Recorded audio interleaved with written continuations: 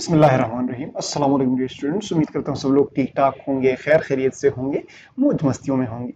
Basically इस video में हम पढ़ने वाले हैं trend in bonding in oxides and chlorides of period third. मतलब पीरियड थर्ड के जो ऑक्साइड्स हैं और क्लोराइड्स हैं उनके ट्रेंड्स के बारे में पढ़ेंगे, उनके नेचर के बारे में पढ़ेंगे कि कौन से ऑक्साइड्स और क्लोराइड्स हमारे पास आयनिक हैं, कौन से हमारे पास कोवेलेंट हैं, आयनिक क्यों हैं और कोवेलेंट क्यों हैं, कौन से ऑक्साइड्स और क्लोराइड्स हमारे पास जो है वो एसिडिक है, बेसिक है, एम्फोटेरिक है या न्यूट्रल है। इन सब के बारे में हम इस वीडियो में डिटेल से पढ़ने वाले हैं। आपका टाइम जाया नहीं करेंगे और शुरू करेंगे अपने आज की वीडियो। देखिए, हमारे आज की वीडियो का टॉपिक है trends in bonding in oxides and chlorides of period third. जो इस वीडियो में हम टॉपिक पढ़ने वाले हैं, हम पढ़ेंगे कि bonding trends in oxides and chlorides of period third. मतलब कौन से आयनिक होंगे, कौन से कोवेलेंट होंगे और वाई बॉन्डिंग नेचर जो है ये अक्रॉस द पीरियड चेंज क्यों होता है। हम क्लासिफिकेशन पढ़ेंगे ऑक्साइड्स की जो हमारे पास है, एसिडिक ऑक्साइड्स, बेसिक ऑक्साइड्स और एम्फोटेरिक ऑक्साइड्स। हम फिर पढ़ेंगे क्लोराइड्स की क्लासिफिकेशन, कौन से क्लोराइड्स हमारे पास जो हैं वो हमारे पास न्यूट्रल क्लोराइड्स हैं, कौन से हमारे पास एसिडिक क्लोराइड्स हैं। और हम पढ़ेंगे reactions of oxides and chlorides with water, acids and basis. इस वीडियो में हम ये सब टॉपिक्स कवर करने वाले हैं, तो कहीं मत जाइएगा। देखिए, हम सबसे पहले समझ लेते हैं कि ये पीरियड फर्स्ट हो गया, ये पीरियड सेकंड हो गया और ये क्या है, ये पीरियड थर्ड है। जो हम पढ़ने वाले हैं वो इस पीरियड थर्ड के ऑक्साइड्स और क्लोराइड्स पढ़ेंगे। इसमें हमारे पास sodium, magnesium, aluminium, silicon, phosphorus, sulphur, chloride और आर्गन आते हैं। ये इसके मेंबर्स हैं। बेसिकली इनके ऑक्साइड्स और क्लोराइड्स हम पढ़ेंगे। देखिए, ये टॉपिक है trend in bonding in oxides and chlorides of period third. What is period third? मैंने आपको बताया कि ये जो एलिमेंट्स हैं they are included in period third. The third horizontal row of periodic table is called period third. और हम इसमें लेफ्ट टू राइट जाएंगे अक्रॉस द पीरियड। तो जब हम इसमें left to right across the period जाएंगे, left to right, left to right across the period जब हम इसमें जाएंगे तो हमारे पास जो है वो आयनिक कैरेक्टर डिक्रीज होगा, कोवेलेंट कैरेक्टर इंक्रीज होगा और इलेक्ट्रोनेगेटिविटी बढ़ेगी। क्यों? आयनिक कैरेक्टर हमारे पास क्या होगा, डिक्रीज होगा। वजह क्या होगी? देखो, जब हम अक्रॉस द पीरियड जाते हैं फ्रॉम लेफ्ट टू राइट तो हमारे पास कुछ फिनोमेनास होते हैं। देखो, पीरियड सेम है तो नंबर ऑफ शेल्स हमारे पास, शेल नंबर की क्या मतलब, इसमें 3 शेल होंगे। शेल नंबर जो होगा वो सेम रहेगा, शेल नंबर नहीं बढ़ेगा, शेल नंबर सेम रहेगा। लेकिन न्यूक्लियस का जो चार्ज है, nucleus number of proton increase हो रहे हैं न्यूक्लियस में, तो न्यूक्लियस का चार्ज क्या हो रहा है, इंक्रीज हो रहा है।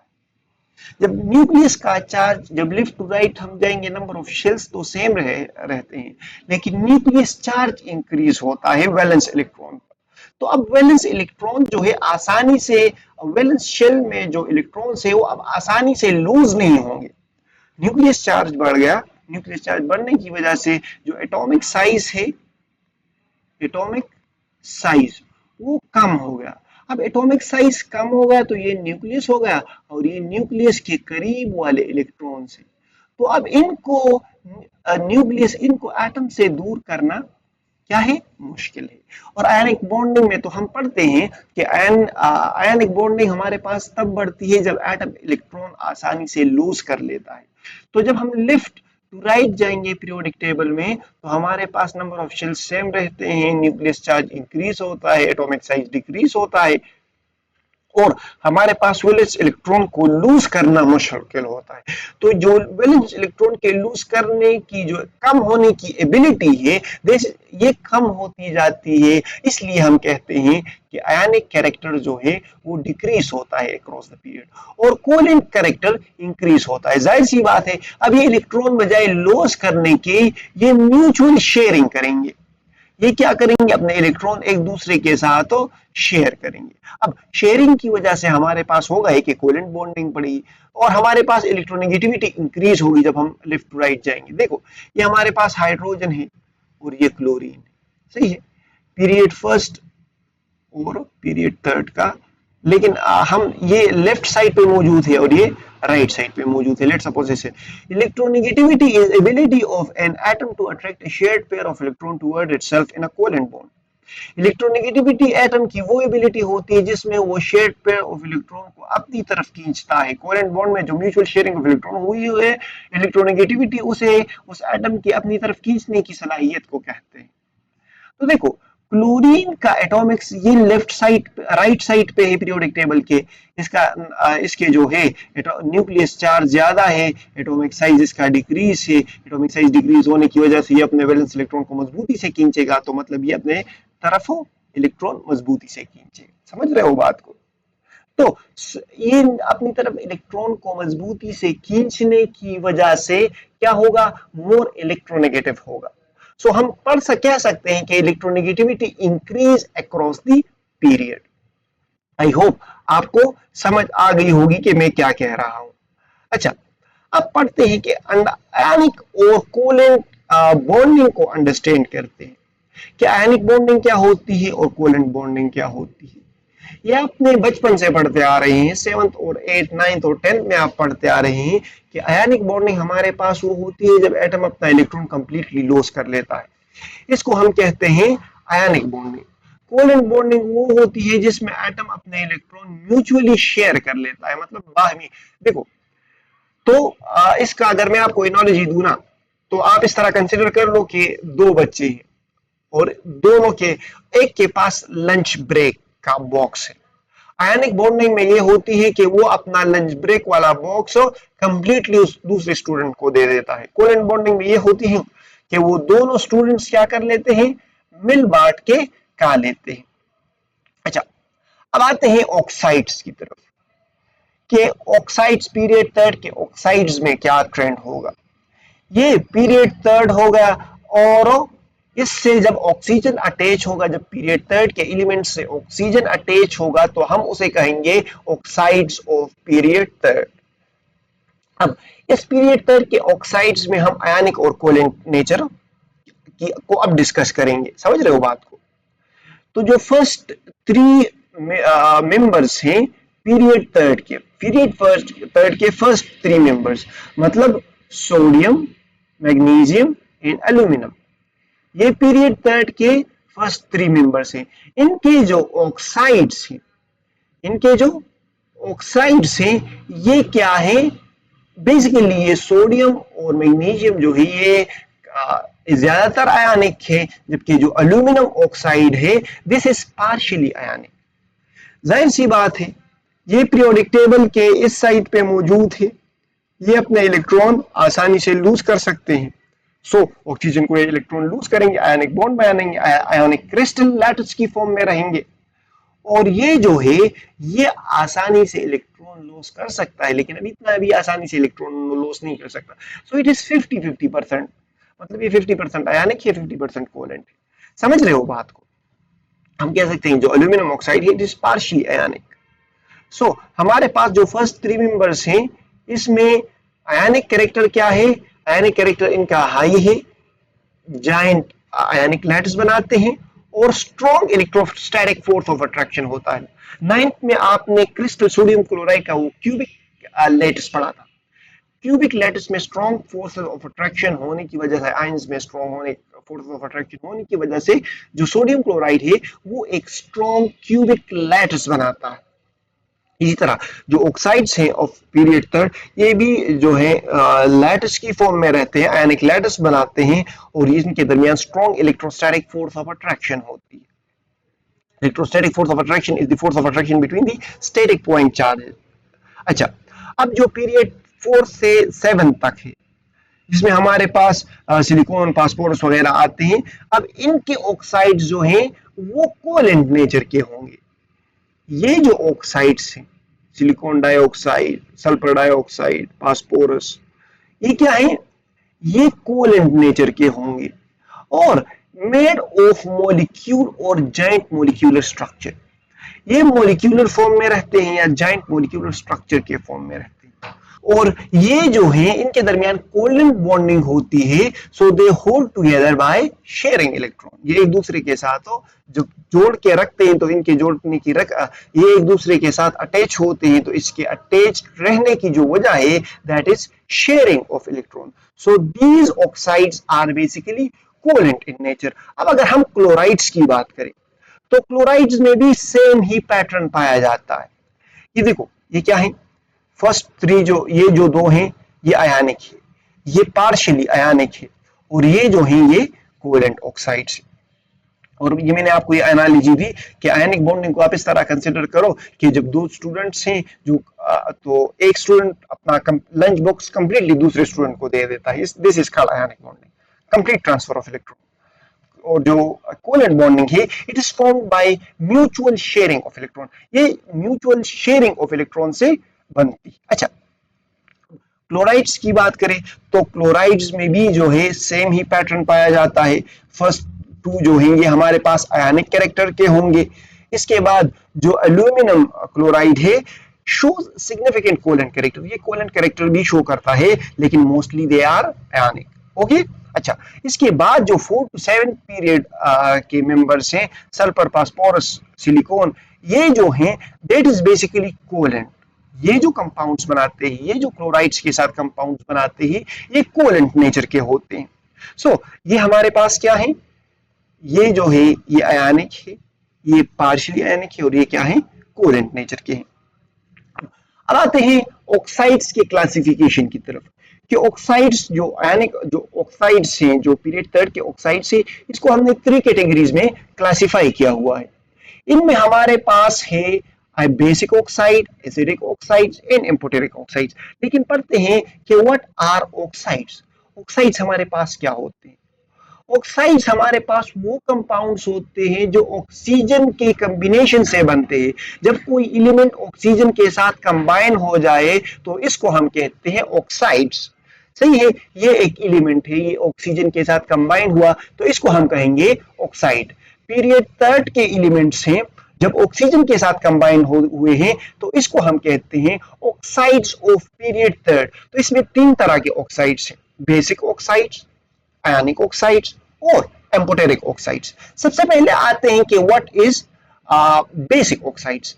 तो देखो, जो बेसिक ऑक्साइड्स हैं, बेसिक ऑक्साइड्स हमारे पास वो ऑक्साइड्स होते हैं जो हमारे पास basic oxide is an oxide that reacts with water and produce alkalis.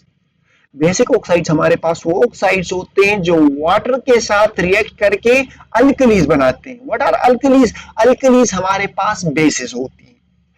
Simple सी बात यह है कि बेसिक ऑक्साइड्स हमारे पास वो ऑक्साइड्स होती हैं जो वाटर के साथ रिएक्ट करती हैं और बेस बनाती हैं, इसको हम कहते हैं बेसिक ऑक्साइड्स।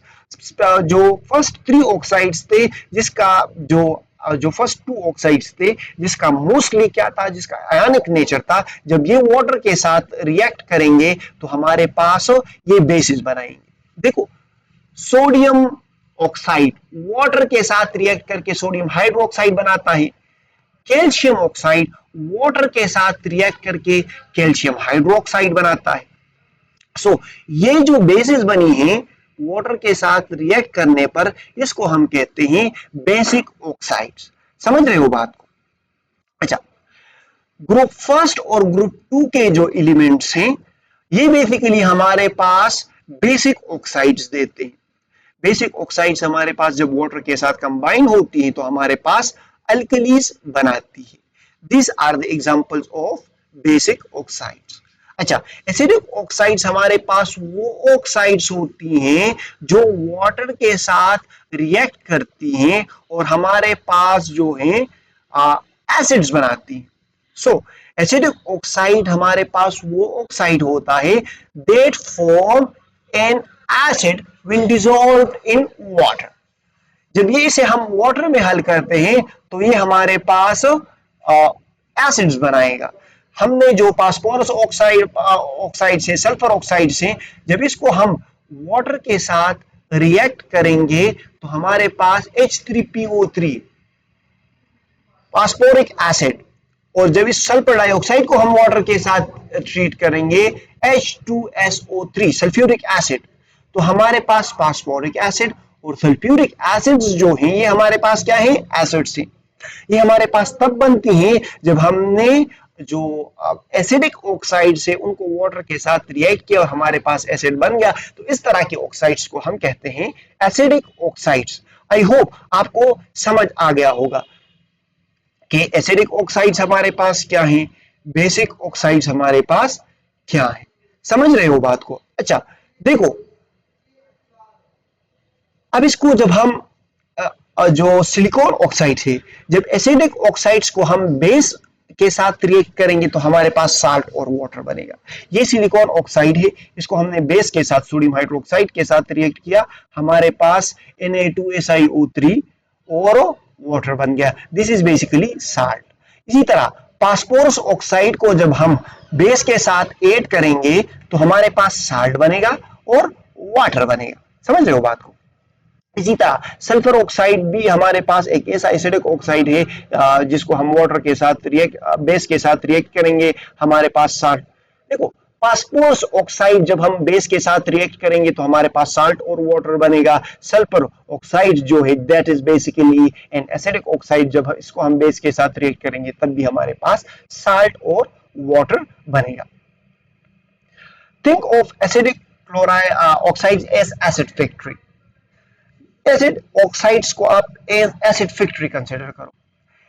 जब ये वाटर के साथ रिएक्ट करेंगे तो आपको एसिड देंगे, that is why we call them as acidic oxides. और जब इस एसिडिक ऑक्साइड को हम बेस के साथ ट्रीट करते हैं तो हमारे पास साल्ट और वाटर बनता है। यहां तक तो बात आपको क्लियर हो गई। अच्छा, एम्फोटेरिक ऑक्साइड्स हमारे पास वो ऑक्साइड्स होते हैं जो एज एसिड्स भी एक्ट करते हैं और एज अ बेस भी एक्ट करते हैं। सही है? अच्छा देखो, they show both acidic and basic behavior। ये एसिडिक बिहेवियर भी शो करते हैं और बेसिक बिहेवियर भी शो करते हैं। अच्छा, अब इसका मतलब क्या है? देखो, हमारे पास जो एल्यूमिनियम ऑक्साइड था जो पार्शियली आयनिक और पार्शियली कोवेलेंट था, इस तरह के ऑक्साइड्स को जब हम एसिड्स के साथ ट्रीट करेंगे तो हमारे पास साल्ट और वाटर बनेगा। तो मतलब ये कि ये एज अ बेस एक्ट कर रहा है, क्योंकि बेस एसिड के साथ रिएक्ट करता है और हमारे पास साल्ट और वाटर बनाता है। अब इसी ऑक्साइड को जब हम बेस के साथ रिएक्ट करेंगे तब भी हमारे पास साल्ट और वाटर बनेगा। तो इसका मतलब ये है कि अगर ये बेस है तो ये एसिड एक्ट कर रहा है। तो एम्फोटेरिक ऑक्साइड हमारे पास वो ऑक्साइड्स होते हैं that acts as both acids and bases. I hope आपको समझ आ गया होगा। ये जो है हमारे पास एल्यूमिनियम ऑक्साइड है, इसको जब हम एसिड के साथ रिएक्ट करेंगे तो ये एज अ बेस एक्ट करेगा, और जब इसको हम बेस के साथ रिएक्ट करेंगे तो ये एज अ एसिड एक्ट करेगा। इट कैन स्पीक, इसको आप ऐसा करो ना कि इट इज बाइलैंग्वेज पर्सन, इसको दो जुबानें आती हैं। ये एसिडिक जुबान में भी बात कर सकता है और बेसिक जुबान में भी बात कर सकता है। समझ रहे हो, जो एम्फोटेरिक सब्सटेंसेस होती है। अच्छा, अब आते हैं क्लोराइड्स की तरफ। देखो, क्लोराइड्स की क्लासिफिकेशन हमने दो तरीके से की है। एक होते हैं हमारे पास एसिडिक क्लोराइड्स, एक होते हैं हमारे पास जो न्यूट्रल क्लोराइड्स। देखो, जो क्लोराइड्स हैं कंपाउंड्स, ये क्लोराइड्स हमारे पास तब बनते हैं जब क्लोराइड किसी एलिमेंट के साथ मिल जाता है। क्लोराइड किसी एलिमेंट के साथ मिल गया तो जो एलिमेंट कंपाउंड हमारे पास बन गया तो इसको हम क्लोराइड कहते हैं। किस तरह? ये एक, लेट सपोज ये एक एलिमेंट है, इसके साथ क्लोरीन अटैच हो गया, क्लोरीन अटैच हो गया, क्लोरीन के साथ इसने रिएक्ट करके कंपाउंड बना लिया। अब ये जो कंपाउंड के है ये हमारे पास क्या है? This is chloride. अब न्यूट्रल क्लोराइड्स हमारे पास वो कंपाउंड्स होते हैं, वो क्लोराइड्स होते हैं जो वाटर के साथ रिएक्ट करते हैं और पीएच को, जो बेसिकली हम कह सकते हैं कि पीएच को चेंज नहीं करते। अगर हम इसे 7 पीएच वाटर में डालेंगे तो वो पीएच को डिस्टर्ब नहीं करेंगे, ना पीएच को ऊपर लेके जाएंगे ना नीचे लेके जाएंगे। So neutral chlorides produce solution with a pH close to 7 when dissolved in water. समझ रहे हो बात को? जब आप इसे वाटर में डालोगे तो ये वाटर का पीएच चेंज नहीं करेगा इन वाटर इज न्यूट्रल जिसका पीएच 7 है। For example sodium chloride, sodium chloride को आप पानी में डाल दो तो उसके पीएच में कोई चेंज नहीं आएगा। मैग्नीशियम क्लोराइड, ये भी 6.5 to 7, ये भी पीएच न्यूट्रल ही है हमारे पास, सही है। तो इसके पीएच में चेंज नहीं आता, तो इसको जो हम है ना ये एसिडिक की तरफ जाता है ना बेसिक की तरफ जाता है, इसलिए इसे हम कहते हैं न्यूट्रल क्लोराइड्स। बात को समझ रहे हो? देखो, हाइड्रेशन हमारे पास वो प्रोसेस है जिसमें एक कंपाउंड को वाटर के मॉलिक्यूल घेर लेते हैं। लेट्स सपोज एक आयन को वाटर के मॉलिक्यूल घेर लेते हैं। फॉर एग्जांपल हमारे पास सोडियम है, अब इसको हमने पानी में डाल दिया तो वाटर का जो नेगेटिव एंड है, वाटर का जो नेगेटिव एंड है पार्शियल नेगेटिव, ये partial negative, partial negative, partial negative, partial negative, जो वाटर का पार्शियल नेगेटिव एंड है ये इस पॉजिटिव सोडियम को चारों तरफ से घेर लेता है, मतलब इसको सराउंड कर लेता है। तो इस प्रोसेस को बेसिकली हम सॉल्वेशन कहते हैं। लेकिन जब सॉल्वेशन हम उसे कहते हैं जब हमारे पास सॉल्वेंट के मॉलिक्यूल्स आयन को सराउंड कर लेते हैं। और जो स्पेसिफिक टाइप ऑफ सॉल्वेशन है जिसको हम हाइड्रेशन कहते हैं, उसमें सॉल्वेंट हम as a water molecule use करते हैं। तो बजाय इसको सॉल्वेशन कहने के हम इसको हाइड्रेशन भी कह सकते हैं। समझ रहे हो? न्यूट्रल जो न्यूट्रल साल्ट्स हैं, जो न्यूट्रल क्लोराइड्स हैं, उसकी समझ आ गई आपको। अब आते हैं एसिडिक क्लोराइड्स की तरफ। एसिडिक क्लोराइड्स हमारे पास वो क्लोराइड्स होते हैं जिसको आप वाटर के साथ ट्रीट कर लो और वो वाटर का पीएच कम कर ले। This is what we call acidic chlorides. और इस प्रोसेस को हम कहते, ये एक प्रोसेस होता है। जो न्यूट्रल ऑक्साइड से वहां हाइड्रेशन होती थी और एसिडिक ऑक्साइड्स बेसिकली हाइड्रोलिसिस करता है। बेसिकली क्या करता है? हाइड्रोलिसिस करता है, वाटर के मॉलिक्यूल्स की ब्रेक डाउन करता है। What is hydrolysis? Hydrolysis is a reaction of substance with water causing chemical decomposition. ये water है, इसके साथ किसी कंपाउंड ने रिएक्ट कर लिया, इनके दरमियान बॉन्ड टूट गया, H प्लस और OH माइनस आयन बन गए। अब this process is called hydrolysis. Hydration जब वाटर मॉलिक्यूल्स आयन को सराउंड कर लेते हैं, जब हाइड्रोलिसिस जब कोई आयन या कोई कंपाउंड इसके दरमियान वाटर के दरमियान बॉन्ड्स को ब्रेक कर लेता है, इसको बेसिकली हम कहते हैं हाइड्रोलिसिस। तो जो एसिडिक ऑक्साइड्स होते हैं वो बेसिकली हाइड्रोलिसिस करते हैं और जो न्यूट्रल ऑक्साइड्स हैं उनमें हाइड्रेशन का फिनोमेना होता है। आई होप आपको समझ आ गया होगा। अच्छा देखो, हमारे पास एक क्लोराइड है जिसको हम एल्यूमिनियम क्लोराइड कहते हैं। एल्यूमिनियम क्लोराइड जब वाटर के साथ रिएक्ट करेगा तो इसने वाटर के साथ रिएक्ट करके बेस बना लिया और एसिड क्रिएट कर लिया। अब ये जो एसिड बना है ना, इस वजह से वाटर का पीएच डाउन होगा, वाटर का पीएच कम होगा 7 से। तो वाटर के पीएच को 7 से कम कर रहा है, इसलिए इसे हम कहते हैं acidic oxide. HCl is formed making the solution acidic। यही बात मैंने आपको बताई। इसी तरह सिलिकॉन टेट्राक्लोराइड, सिलिकॉन टेट्राक्लोराइड जब वाटर के साथ रिएक्ट करके सिलिकॉन डाइऑक्साइड और एसिड्स बना लेता है, सिलिकॉन डाइऑक्साइड और एसिड बना लेता है, जिसकी वजह से वाटर का पीएच कम हो जाता है। इसी तरह फास्फोरस क्लोराइड भी वाटर के साथ रिएक्ट करके H3PO4 और फास्फोरिक एसिड और हाइड्रोक्लोरिक एसिड बना लेता है। इसकी वजह से ये हमारे पास क्या है, वाटर के नेचर को पीएच को 7 से कम कर लेते हैं। So they are acidic oxides. Acidic chlorides हमारे पास वो क्लोराइड्स होते हैं जो वाटर के साथ रिएक्ट करके एसिड्स बना लेते हैं और पीएच को 7 से कम कर लेते हैं। This is what we call acidic chlorides. अब इस लेक्चर की कंप्लीट समरी पढ़ लेते हैं। देखो, हमने पढ़ा basic oxides, acidic oxides, amphoteric oxides, neutral chlorides and acidic chlorides. जो बेसिक ऑक्साइड्स होते हैं जिसमें कैल्शियम और मैग्नीशियम, सोडियम और कैल्शियम आते हैं, सोडियम और मैग्नीशियम, सॉरी यहाँ पे मैग्नीशियम है आई थिंक, मैग्नीशियम आते हैं, ये अल्कलीज बनाते हैं। जो एसिडिक ऑक्साइड्स हैं ये हमारे पास एसिड्स बनाते हैं जब वाटर के साथ रिएक्ट करते हैं। एम्फोटेरिक ऑक्साइड्स हमारे पास एसिड्स भी बना सकते हैं, बेस भी बना सकते हैं।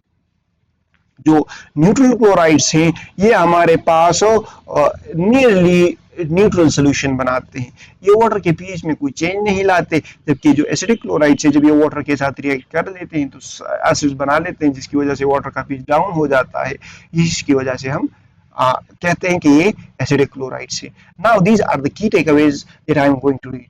अक्रॉस द पीरियड आयनिक, अब ये आपको समझ आएगा कि मैं क्या कह रहा हूं। across the period ionic character decrease and covalent character increase। शुरू में मैंने आपको ये एक्सप्लेन किया था। Oxides of group 1 to group 3 are ionic while group 7 to group 4 to group 7 are covalent।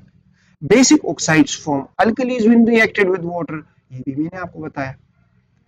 अब एसिडिक ऑक्साइड्स जो होते हैं वो वाटर के साथ form acids in water. Acidic oxides जो होते हैं वो एसिड बना लेते हैं वाटर में एंड रिएक्ट विद बेस, और बेस के साथ रिएक्ट करते हैं। एम्फोटेरिक ऑक्साइड्स हमारे पास वो ऑक्साइड्स होते हैं जो एसिड्स भी बना सकते हैं, बेस भी बना सकते हैं। न्यूट्रल क्लोराइड्स जो होते हैं वो बेसिकली हमारे पास सोल्यूशन को न्यूट्रल रखते हैं, इसके पीएच को चेंज नहीं करते। एसिडिक ऑक्साइड्स जो हैं वो हमारे पास पीएच को डाउन नीचे की तरफ ले आते हैं। This is what we called acidic, क्या कहते हैं इसे, एसिडिक क्लोराइड्स, राइट। अच्छा, अब आते हैं इसके थोड़े से कुछ एमसीक्यूज कर लेते हैं ताकि आपको इसका कॉन्सेप्ट और भी क्लियर हो जाए। विच ऑक्साइड इज एम्फोटेरिक, कौन सा ऑक्साइड एम्फोटेरिक है? जाहिर सी बात है, मैंने आपको बताया कि एम्फोटेरिक ऑक्साइड्स कौन से हैं जो एसिड्स भी एक्ट कर सकते हैं और बेस भी। So aluminium oxide is an amphoteric oxide. Which oxide is acidic, कौन सा ऑक्साइड एसिडिक है? जाहिर सी बात है जो फर्स्ट 3 मेंबर्स हैं, 3 ऑक्साइड्स हैं, दे आर बेसिक। जो सल्फर, फास्फोरस, सिलिकॉन वगैरह हैं, दे आर एसिडिक। सो ये जो ऑक्साइड है, this oxide is basically acidic in nature. Which chloride produce neutral solution? So sodium chloride produce neutral solution. Hydrolysis means the breakdown of water.